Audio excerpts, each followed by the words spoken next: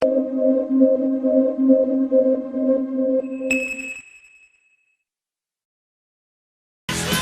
we go to tractor pulls.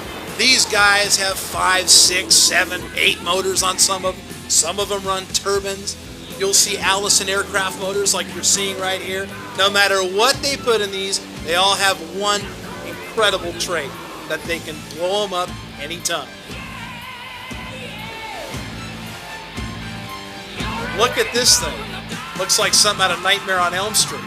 Look at all the motors hooked up. You want to talk about a bumpy ride. Guy has 5 Rodak motors built in that puller. And here comes another puller. This guy's got things going his way. Well, pop one blower off. You still got 4 to go.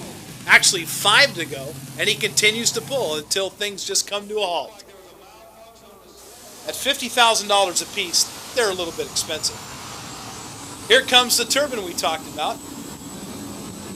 Normally one of the strongest pullers in the country. This time the turbine lets loose. And this was very scary.